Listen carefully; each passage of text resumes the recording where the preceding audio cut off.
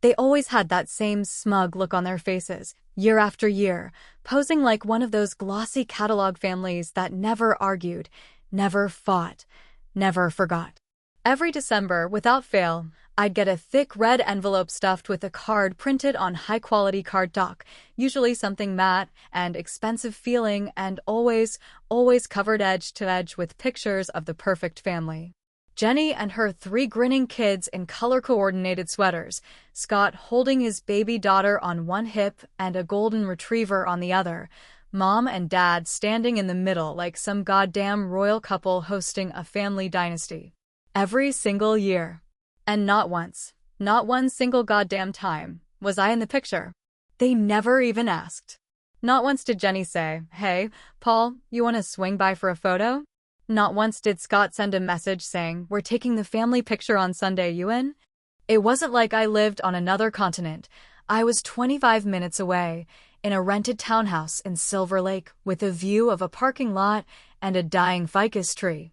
I wasn't dead. I wasn't estranged. I wasn't in jail or hiding from creditors. I was just inconvenient. I was the one you leave off the group text because you don't want to hear about that writing thing or how hard freelancing is. I was the other son. The weird one. The outlier. The first time I really noticed it, was about 10 years ago. Back then, the card came with a brag letter attached, those long-winded updates where Mom would write in third person about each child's achievements. Jenny had just finished her real estate license and closed on her 4th house of the year. Scott's tech startup had gotten acquired for some mid-7-figure number, and Linda, my mother, had taken up pottery and somehow already won a local gallery competition. And then came my line. Paul is still living in Los Angeles and working on his writing. That was it. No punctuation even. Just that blank, muttering nothing of a sentence. Like they didn't really know what I did or care to ask. You see, we all grew up in a suburb outside of Phoenix, the kind of place where everyone's lawn was the same length and nobody locked their doors because nobody believed anything bad ever really happened. Our house was a tan stucco monstrosity with vaulted ceilings and a 3-car garage we didn't really need, but my father insisted on it anyway because it said something about a man. He wore that phrase out like the soles of his church shoes. He worked in finance, or something like it. I never really understood what he did besides wake up angry and come home drunk. My mother, Linda, taught piano lessons in the house and kept the place looking like an AGV set between lessons and her constant, brittle attempts to control every emotional temperature in the room. Scott was the golden boy. He had a jawline like a superhero and the kind of reflexive confidence that made him a natural leader in every setting, even when he had no idea what the hell he was doing. He was the quarterback, the valedictorian, the one who got a BMW on his 16th birthday and thanked our parents with a speech that made my mother cry. Jenny was the caretaker, the sweet one, always organizing church events and youth group activities, the kind of girl who baked cookies and meant it. And then there was me. I was small. Not physically, but in presence. I didn't take up space the way Scott did. I didn't sparkle like Jenny. I read books. I wrote strange short stories about aliens and drunk mothers and middle-aged men who disappeared into cornfields. At 8 years old, I told my teacher I wanted to be a novelist, and when she smiled and asked what kind of books, I said, ones where people say things they're not supposed to. I liked people who didn't fit. I liked silence. I liked complexity. My father hated that. "Jesus, Paul, can't you be normal for 5 minutes?" he'd say, flipping through my school reports. He didn't understand how someone could get an A in English, but a C in PE and still be proud of himself. He thought everything outside of sports and money was useless. My mother would try to defend me, but only in that soft, exhausted voice that always felt more like apology than protection. "He's just different, George." Sensitive. By the time I was 17, I knew I didn't belong. The last family photo I was ever in was taken in 2006 at my cousin's wedding. I remember because I wasn't supposed to be there. Scott forgot to forward the invite, and I only found out through a mutual friend. When I showed up, my mother looked genuinely shocked, like I had risen from the grave. "We didn't think you'd make it," she said, her voice half sugar, half vinegar. The photographer arranged us in one of those big circular hugs, arms draped over each other's shoulders, everyone tilting in. I stood on the edge, one hand awkwardly on Scott's back, the other in my pocket. I remember looking at the camera and knowing, absolutely knowing, I would be cropped out later. And I was. That same photo would hang in Mom's hallway for years, my left arm visible at the border, just to go slim. People used to ask me, "Why don't you say something?"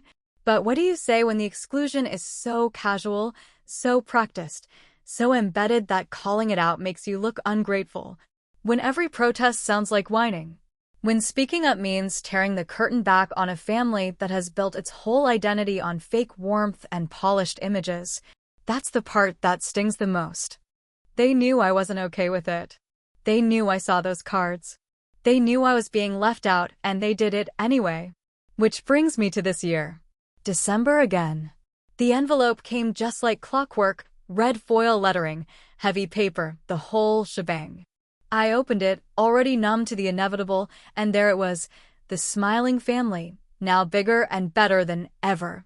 5 grandkids, 2 dogs, a lake house, and matching Patagonia vests. And me? Of course not. Just a small, familiar hole where a brother used to be. I stared at that photo for a long time. I didn't cry. I didn't yell. I just felt this cold, sinking weight press into my gut. That quiet fury that doesn't scream, it burns.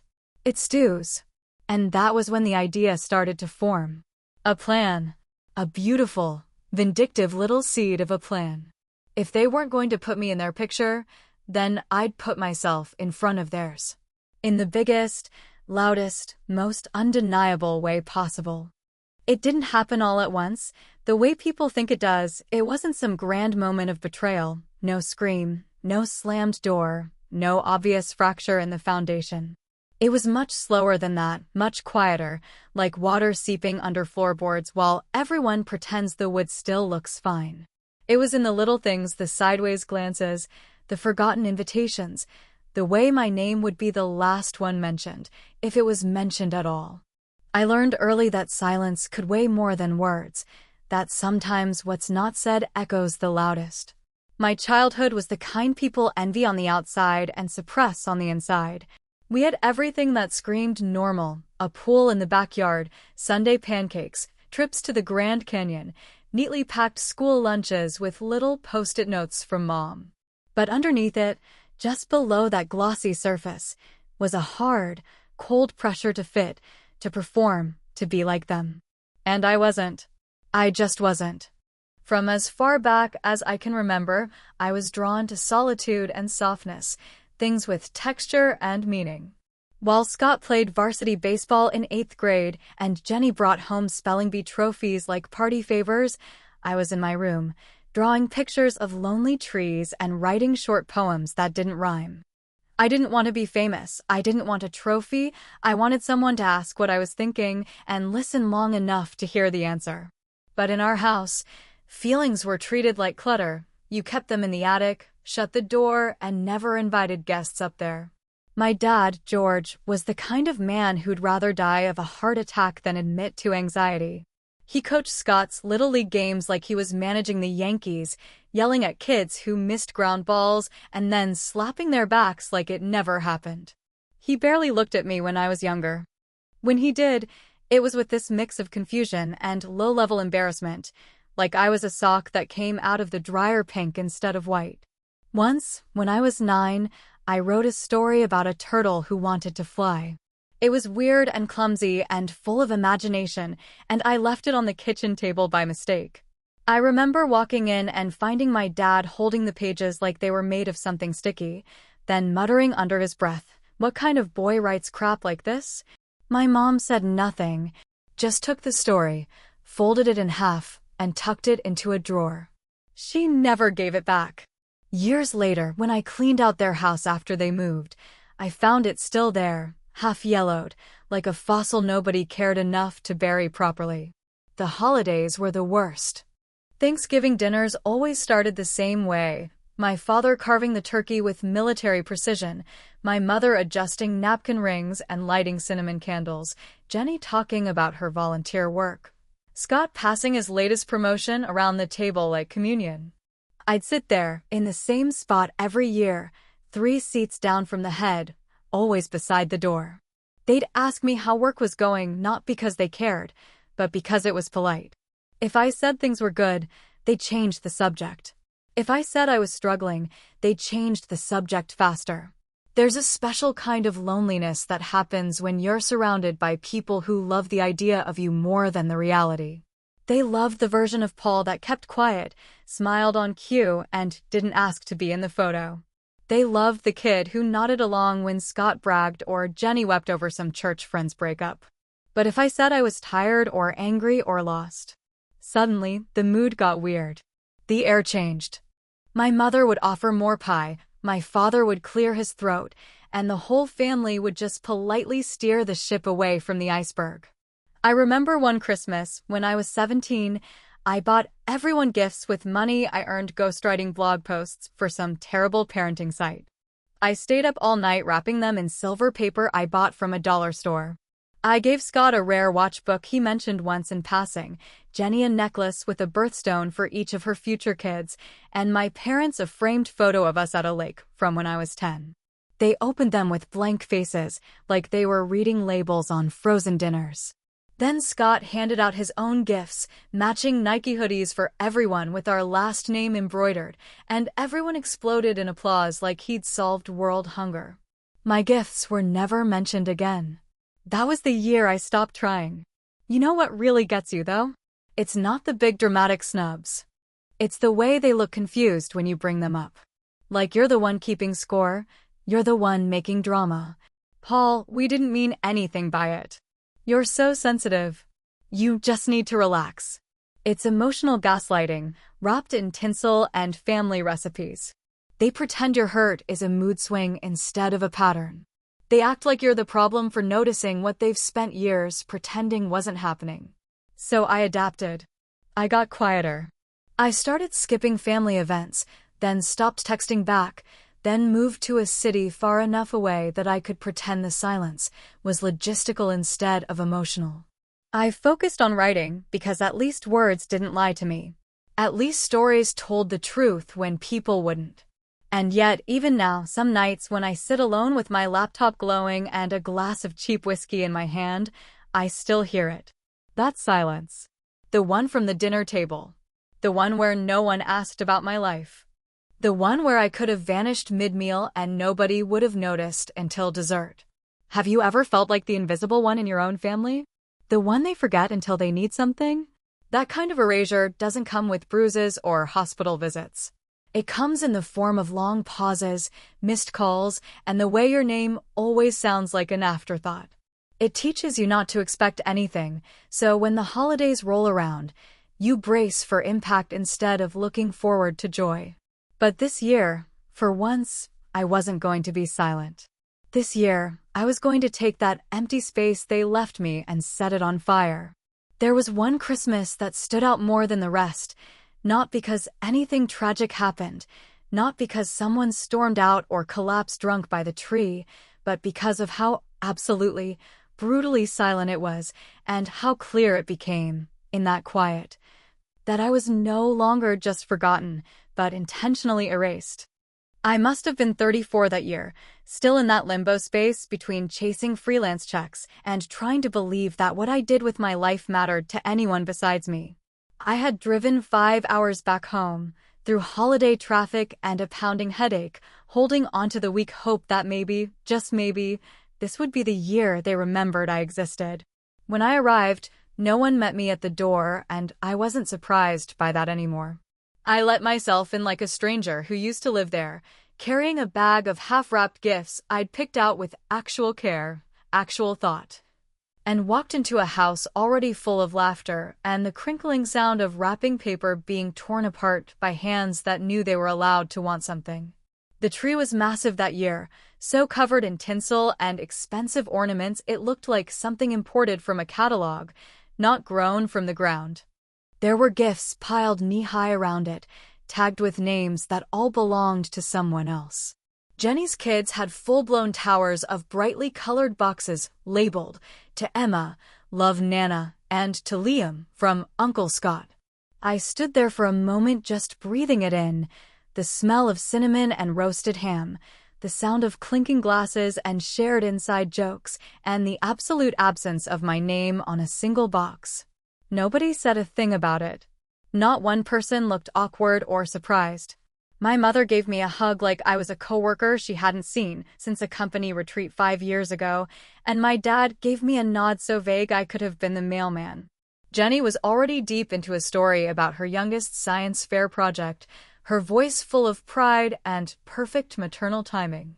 And Scott was handing out beer like a game show host, effortlessly cool, still in control of the room like he always was.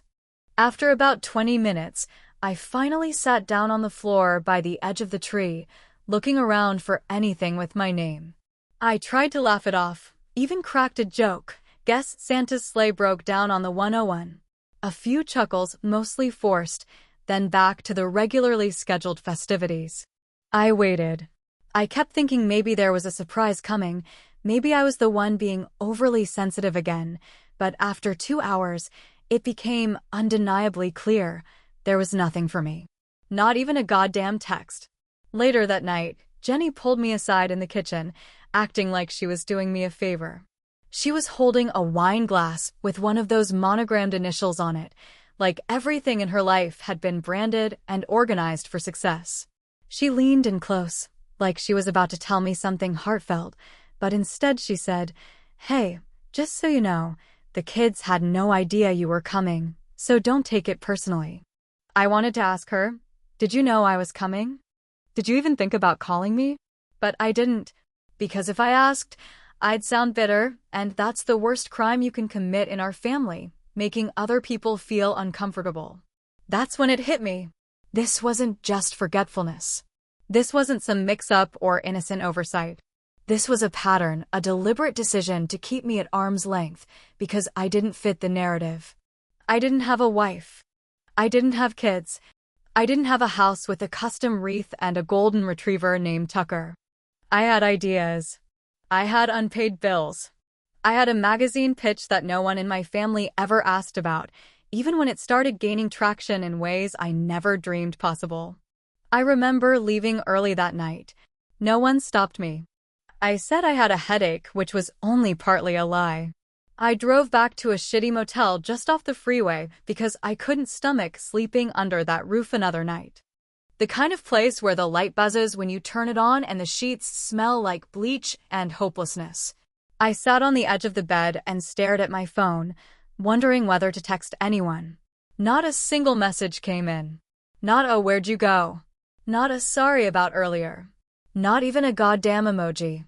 That night, I remembered something I hadn't thought about in over 2 decades. A memory that came back so suddenly it felt like a slap.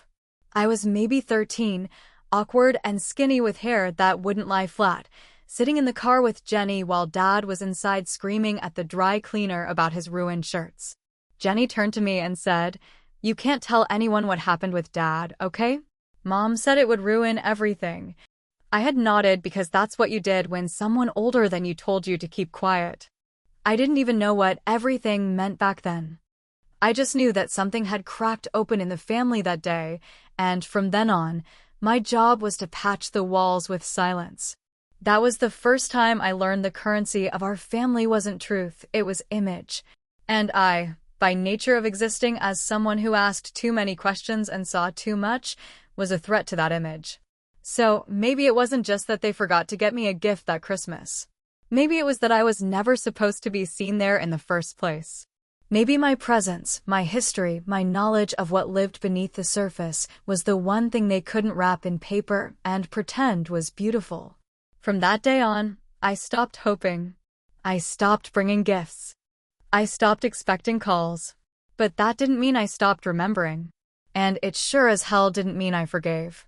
Because there's a difference between being forgotten and being erased on purpose. There's something uniquely humiliating about getting fired over a Zoom call while your neighbor's leaf blower drones like a death march outside your window and your coffee's gone cold because you were too nervous to drink it. The woman who let me go wasn't cruel, just efficient, clinical, like she'd done this 30 times already that morning. We're restructuring, Paul, and unfortunately your position is no longer part of the new vision. New vision. That was the word they used, like I was a cracked lens that couldn't be salvaged or polished. Just tossed in the drawer, replaced by something shinier. I stared at my own reflection in the little Zoom box and felt the familiar tightness in my chest, the ache of being disposable. Again. It wasn't like the job had been some dream come true. I was a content editor for a wellness app that pumped out blog posts like sausage links, all keyword-heavy fluff and half-baked science about gut health and morning routines. But it paid the bills. It kept the wolves back. And at 46, you tell yourself that's enough. You tell yourself stability is worth the boredom, that grinding is honorable. I believed it until the email came in saying the meeting had been moved to noon and would I please bring a notepad. That's how I knew I was screwed. I walked around the apartment for hours after the call ended, picking things up and putting them back down like that would bring order to something that was unraveling fast. I opened the fridge 3 times before realizing I wasn't hungry, just panicked.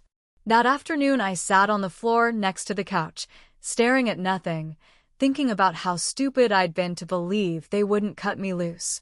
And of course, not a single person in my family even knew I had that job, let alone that I'd just lost it. The next week was a blur of half-hearted job searches, rejected pitches, and the creeping fear that this was it, that maybe I'd missed my window, and the rest of my life would just be a slow, polite decline into irrelevance. It wasn't until I got a text from Vince that I finally got off the damn floor. Vince had been my closest friend since college, one of those rare people who actually listens when you talk. He worked in publishing for years before getting sick of the politics and leaving to start something of his own. He was smart, funny, burned out in a way that made him sharp instead of bitter. He knew I was spiraling, and instead of offering the usual sympathy, he just wrote, "Want to build something with me that doesn't suck?" At first, I thought it was a joke. But he called me the next day with a wild, impossible idea, a digital magazine lean, honest, unfiltered, about mental health for men like us. Not the 20-year-old gym rats or the retired therapists with 7 degrees, but guys in their 40s and 50s who felt like they were losing their grip in silence. Guys who never learned how to say, "I'm scared," without following it with a laugh. We'd tell real stories. Not 5 tips to boost your serotonin, but raw, messy truths about divorce, depression, burnout, regret, and trying to start over when the world says you should already have it figured out. I said yes because I had nothing left to lose, and because for the first time in years, I felt something spark inside me. We worked out of our living rooms, took meetings from coffee shops and parked cars, and spent nights writing, editing, and arguing over tone and structure like it was our last shot at meaning. We named it gray matter because that's what it felt like, this space in between black and white certainty, the messy, complicated middle where most of us actually live. We launched with a handful of essays, some from contributors, some from us. I wrote a piece called "When You Realize You're Not the Man You Thought You'd Be," and it went viral in a quiet, steady way. Comments poured in. Men wrote to us saying they'd never seen anything like it. They weren't used to seeing themselves reflected honestly, flawed, confused, but still trying. We didn't go viral with a bang, but with a slow, persistent current.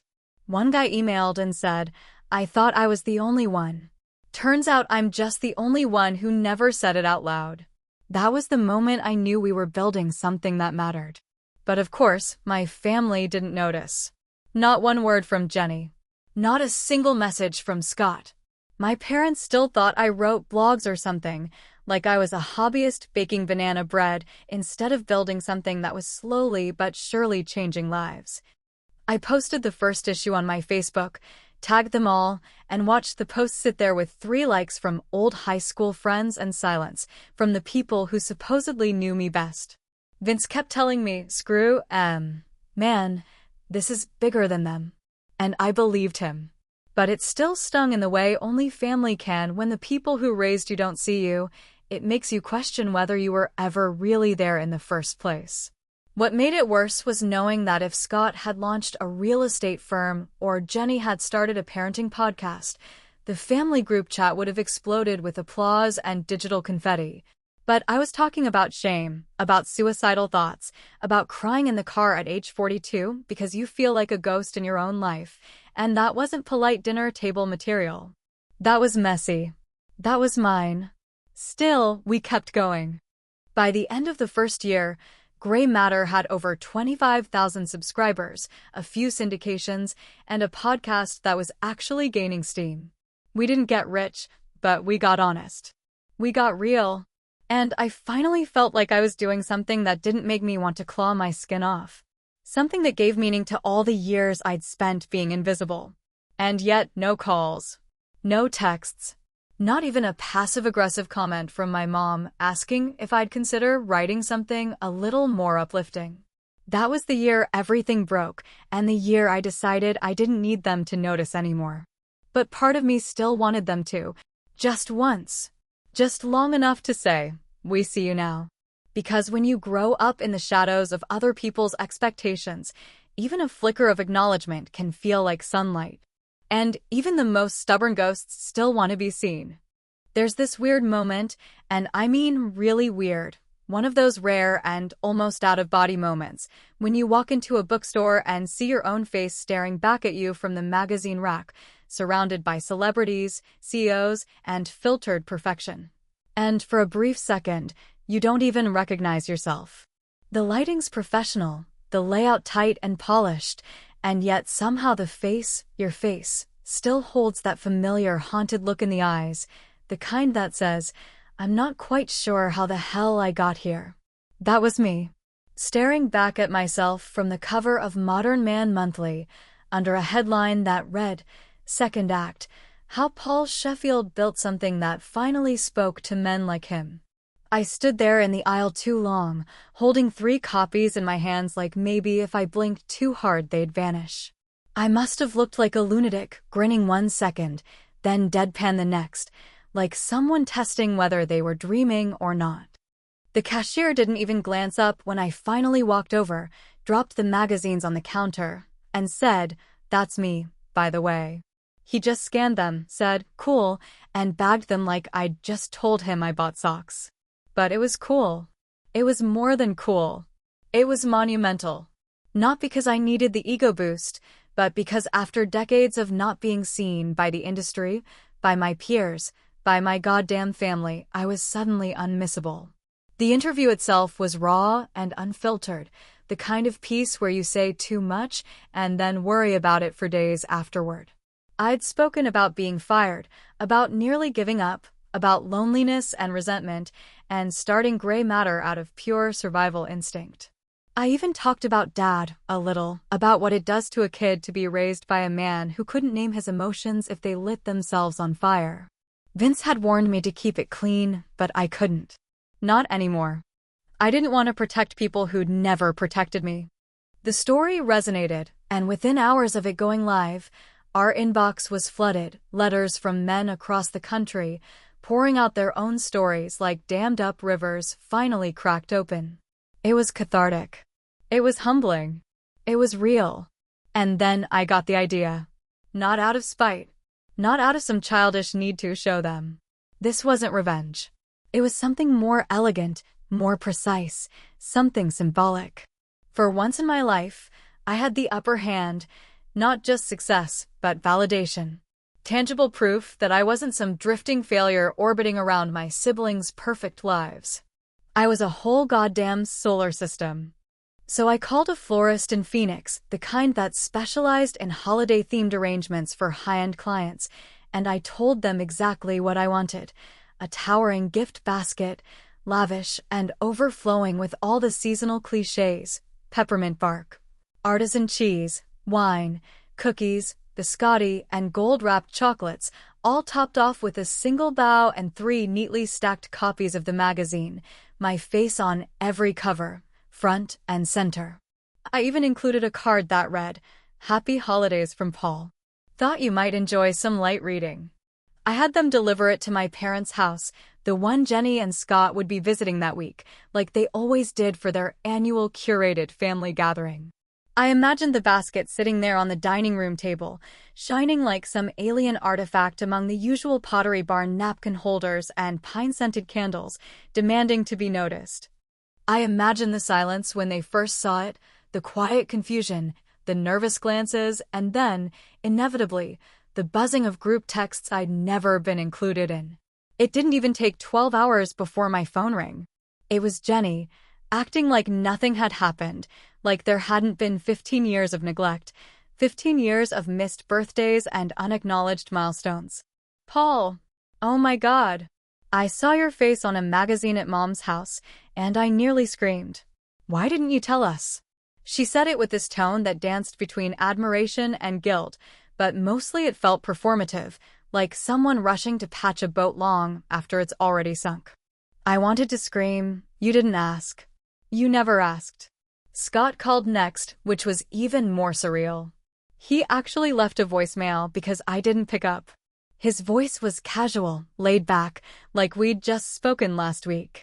"Yo, man, congrats. That's some heavy stuff in the article. Proud of you, dude. We should catch up sometime." Catch up? Proud of me? I could have written an essay on the irony of that single sentence. Then Mom called. That one hit differently. Her voice was softer than usual, not as tight, almost uncertain. "Your father and I read the piece," she said, not specifying whether he actually read it or just nodded through her summary. "It was moving. You always did have a gift." For a second, I thought she might actually say something real. Something like "I'm sorry" or "we were wrong," but instead she followed up with, "Your brother brought the basket over." It was very thoughtful. Thoughtful. That word again. The same one they used when I was 10 and gave Dad a handmade birthday card that he barely looked at before tossing onto the counter. Thoughtful. Polite. Nothing real. Still, the calls kept coming over the next few days. Cousins, old friends of the family, even people I hadn't heard from since high school. Everyone suddenly wanted to be in touch. Everyone suddenly remembered that Paul existed. They asked about the magazine, about the team, about how I'd come up with the idea. They laughed at my jokes, told me I'd always been destined for something big.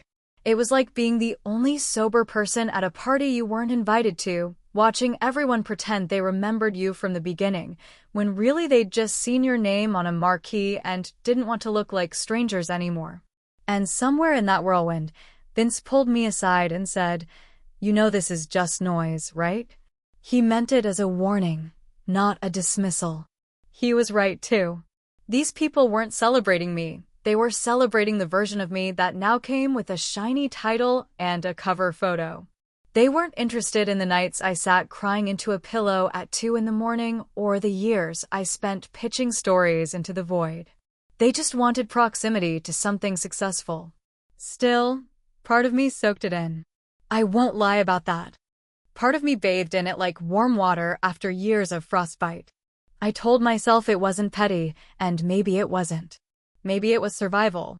Maybe sometimes the only way to be heard by people who've trained themselves not to see you is to show up in their living room with your face printed in full color on a goddamn national magazine. But beneath all the calls and surface-level praise, I knew what was really happening. They weren't proud of me. They were caught off guard by me. And that's a very different thing.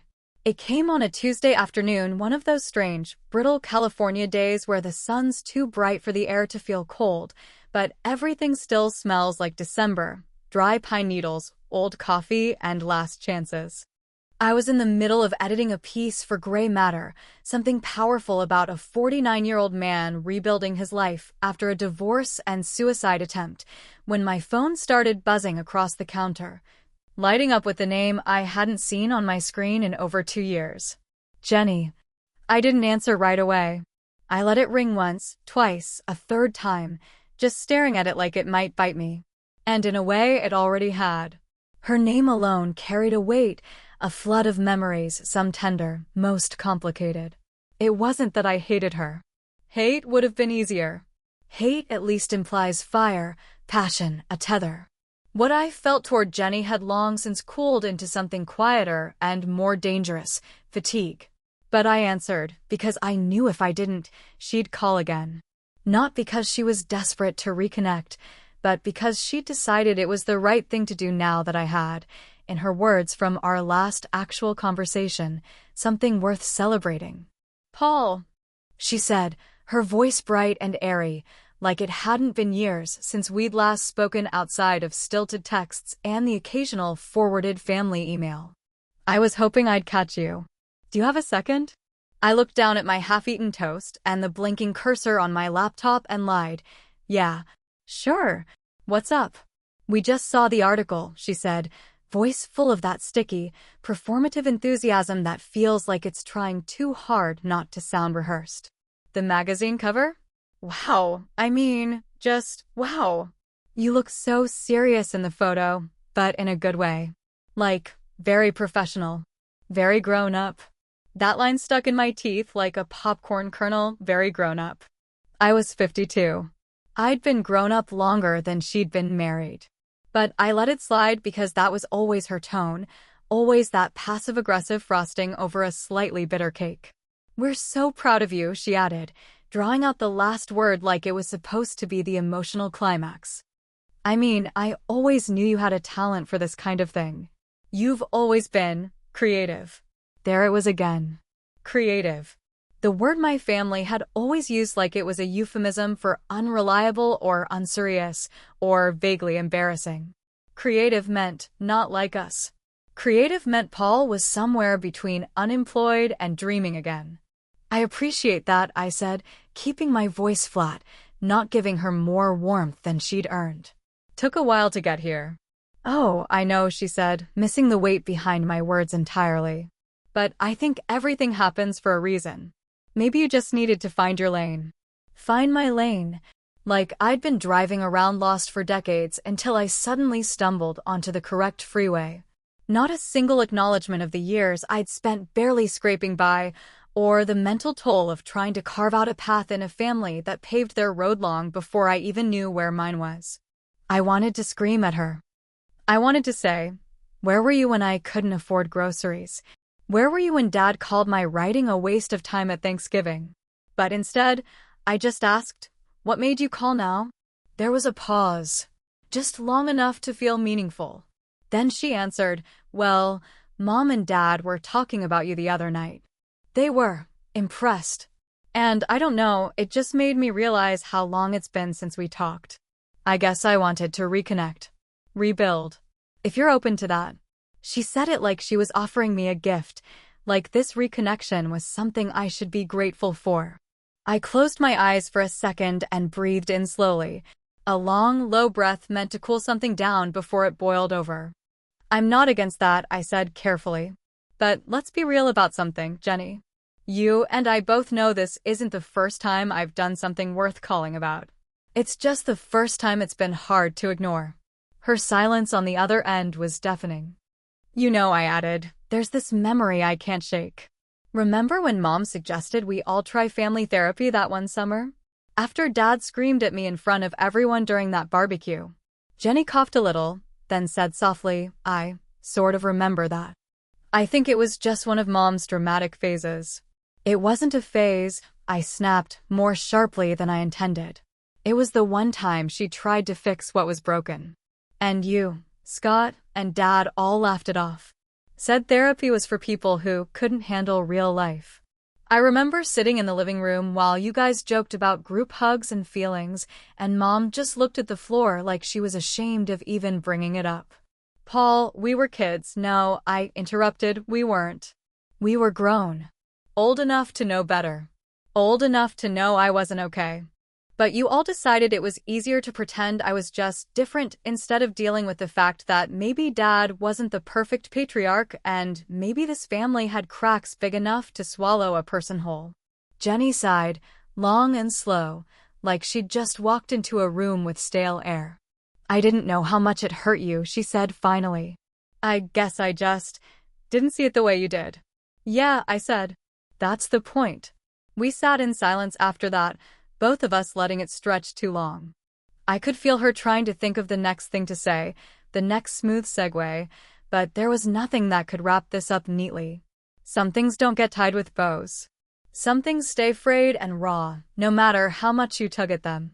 I still think we could try, she said eventually. To rebuild, I mean. I almost said yes. Almost. But instead I said maybe. But it'd have to start with something real, Jenny. Not just a call because my face showed up in a grocery store. She didn't argue. She just said, okay, and hung up. And for the first time in a long time, I didn't feel empty after talking to her. I just felt honest. But I also knew something she didn't. That the next call wouldn't be hers. It would be mine. And I wasn't sure yet whether I'd make it. The invitation arrived 2 weeks before Thanksgiving, tucked inside a cream-colored envelope that looked like it had been plucked straight from some high-end wedding catalog, thick paper, embossed with little bronze leaves, and my name written in handwriting that tried too hard to be friendly. It wasn't from my parents. It wasn't from Scott. It was from Jenny, which should have been a red flag in itself. She had taken it upon herself, apparently, to be the family diplomat now that my magazine cover had turned me into something worth claiming again. The note was short, too cheery by half, and ended with, "Would love to have you back with us again. Let's start fresh."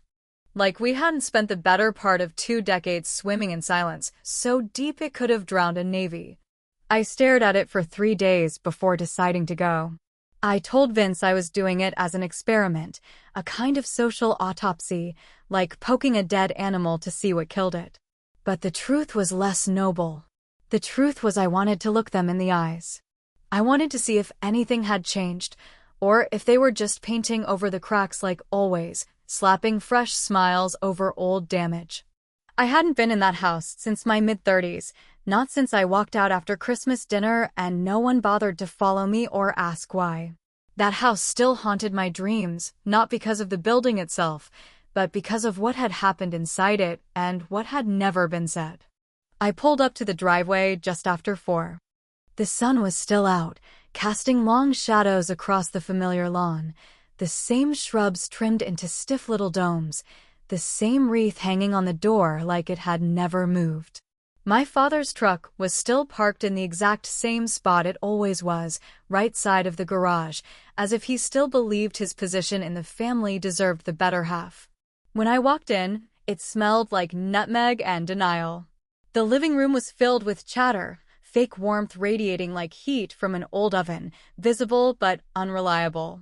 Jenny greeted me first, arms open like a Hallmark movie was happening in real time. Scott followed with a firm handshake and a grin that didn't touch his eyes. My mother looked shocked for half a second, like some ghost had stepped through the threshold, before she reset her face into polite joy. My father just nodded and said, "Didn't think you'd show." His voice was rougher than I remembered, but still cold enough to turn water to ice. Dinner was stiff. Conversation jumped from topic to topic like a nervous rabbit, avoiding anything with teeth. Jenny bragged about her new consulting business. Scott talked about real estate. Mom kept asking if anyone wanted more stuffing. No one mentioned the magazine. No one asked about my work. It was like my entire life existed behind some invisible glass wall they couldn't, or wouldn't, look through. I ate slowly, deliberately, sipping my wine and watching them like a scientist observes lab rats, noting every interaction, every dodge, every subtle dig. Then it happened. I don't remember exactly what triggered it. Maybe it was the way Scott laughed too loudly at some story about my dad fixing a leaky faucet, or the way my mother said, "We're just so lucky we've always had such a solid foundation." Something about that line broke something loose in me. "A solid foundation?" I said, setting down my fork. "Really?" The table went silent. Jenny gave me a warning glance. Scott raised an eyebrow. My dad kept chewing like he didn't hear me or didn't care. "You call this solid?" I said, my voice rising. "You call this normal? Do any of you remember the screaming matches? The nights he'd come home drunk and throw his briefcase across the kitchen? Do you remember when I tried to tell you something wasn't right, and you all told me to shut up? My mother's face went pale. Jenny looked down at her plate. Scott muttered, Paul, not now. No, I said, louder this time. If not now, when? When are we going to talk about why I was always on the outside looking in? Why you cut me out of photo after photo, year after year, like I was a goddamn blemish? And then I saw it, just a flicker, but it was there, in Jenny's eyes. Guilt. Recognition. Fear. What is it? I asked, looking straight at her. What the hell have you all been so scared of me saying? She didn't answer right away. But she didn't deny it either. Instead, she reached for her wine glass with a shaky hand and said softly, You don't remember, do you? Remember what? I asked, feeling the air shift, thick and electric. Jenny looked at our mother, who looked back at her and then down at her lap. My father didn't move. He just stared at the centerpiece like it was more interesting than the bomb about to go off. You almost told your teacher, Jenny said finally. Back in 6th grade. About Dad. About what he did to that neighbor kid. You didn't understand what it meant, but you were going to say something. Mom found the note in your backpack. I froze. Something cold uncoiled in my gut. What the hell are you talking about? Jenny took a breath, then another. You told your teacher you thought Dad was doing weird stuff to that boy down the street. You wrote it in one of your little journals. Mom read it and freaked out. She told Dad, and he made sure the whole thing disappeared. I couldn't breathe. My chest felt like it was being squeezed by a vice. No, I said. That's not. I don't remember that. You blocked it out, she said. We all did. But you scared the hell out of them, Paul. That's why you were always kept at a distance. You were a threat to the image, to the story. So we all pretended it didn't happen. And you just drifted. Silence followed, heavy and brutal. My father still didn't speak. Not a word. Not even a twitch. That silence said everything. My mother began to cry, slow and quiet, like someone trying not to drown too loudly. I stood up. I didn't say goodbye. I just walked out. Because sometimes truth doesn't set you free. Sometimes it buries you deeper. And sometimes the only way to survive it is to burn the whole thing down and start over in the ash. It came the way it always did, in a thick red envelope with gold leaf trimming and that familiar handwritten font that tried its best to look both warm and expensive at the same time. A fake sense of closeness wrapped in a color scheme that screamed cheer while whispering conformity. The envelope sat in my mailbox for 2 full days before I even brought it inside, and another day after that before I finally opened it, laying it on the kitchen table next to a half-drunk cup of coffee and an untouched piece of toast that had long since gone cold. I stared at it like it might hiss or bite, like there was a snake folded inside the paper folds instead of a photo card. And yet, I already knew what was in it. Or at least, I thought I did. What I didn't expect was to see my own face. It took me a second to recognize it. Not because it wasn't familiar, but because it wasn't current. It was an old photo from some long ago Easter or 4th of July, back when I still occasionally showed up to family gatherings out of guilt, obligation, or masochistic hope that maybe this time it would feel like belonging. In the picture, I'm standing off to the side, half turned away from the camera, a drink in my hand and a faint, crooked smile on my face that reads more like endurance than joy. Everyone else looks posed, pressed, and perfect. Scott with his arms around his wife and kids, Jenny beaming with a lemon pie in her hand, Mom and Dad at the center like twin monuments to curated domestic success. And there I am, badly lit and clearly cropped from the edge of a much larger photo, shoved into the corner of the composition like an afterthought they were trying to pass off as intention. I stared at it for a long time, longer than I care to admit, and with every second that passed I felt the weight of something cold and familiar creeping back in a numbness I thought I'd shed months ago.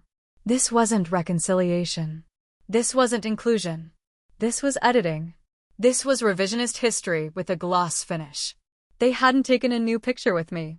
They hadn't invited me to stand beside them and finally be part of the frame. They just reached into the past, grabbed a convenient scrap of me, and stitched it in like a patch on a torn jacket they couldn't admit they'd ruined themselves. I turned the card over, hoping maybe there'd be something, some note, some acknowledgement, anything that showed a flicker of real awareness. But all it said was, wishing you joy, peace, and family warmth this season. The Sheffields. That was it. That was all. Not, we're sorry. Not, we're glad you came back. Not even, congrats on the magazine. Just a mass-produced, borderline generic message signed with a name I shared but no longer felt tethered to. It was like being added to a group photo of strangers after you're already dead, just so the people left behind can feel less guilty about leaving you out while you were alive.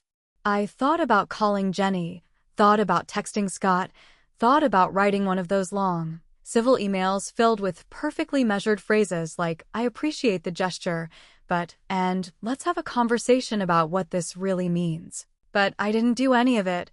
Instead, I just sat there, that stupid card in my hands, and I felt my jaw clench and my fingers tighten around the glossy edges. Then I tore it in half. No drama. No rage. Just a slow, surgical rip, right through the middle of my own face, splitting the photo like a wound, letting the paper curl and fall to the floor like two halves of a truth no longer willing to be buried. I picked it up and walked to the trash, dropped the pieces in without looking, and stood there for a long time in the silence that followed, trying to figure out what exactly I was feeling. Relief? Regret? Freedom? Emptiness? Some combination of all four, tangled together in that same old knot that had been living inside me since childhood, a knot made of too many unsaid words, too many buried truths, too many dinners where I had to pretend everything was fine just to keep a seat at the table.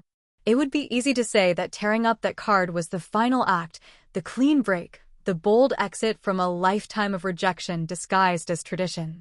It would be easy to call it closure. But the truth is, I don't think there is such a thing. Not really. Not when it comes to family. There's only distance and decision, how far you stand from the pain, and how much of yourself you're willing to trade just to get a fraction of what you needed.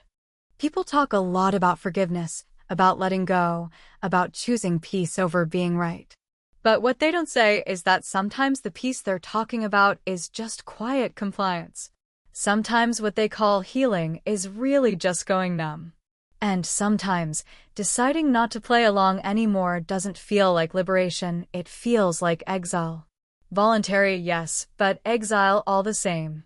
I walked over to the window and looked out at the street, watched a family across the road setting up one of those blow-up lawn turkeys, laughing and yelling at each other over tangled cords and extension plugs. I didn't envy them. Not exactly. But I did wonder what it would have been like to have that kind of noise in my life, the kind that came from chaos and love, not silence and control. I wondered what kind of man I would have become if someone had taken me by the shoulders at 16 and said, "You don't have to earn your place here. You already have it." But no one did. And maybe that's why I started building my own place. Maybe Gray Matter wasn't just a magazine. Maybe it was a substitute family for all the men like me, men who'd spent too long standing on the edges of other people's pictures, men who knew what it felt like to be remembered only when it was convenient. Maybe that's what this was all about, not getting back in the frame, but burning the damn thing and building something new from the ashes. And yet, in the quiet that followed, a part of me still asked the question I hated most. Was I finally free? Or had I just put on a different mask, one that fit better but still covered the same old wound? I didn't answer it. I just let the silence fill the room. And somewhere in that silence, I told myself this: maybe not all ghosts haunt houses. Some haunt holidays. Some haunt pictures. And some never leave at all.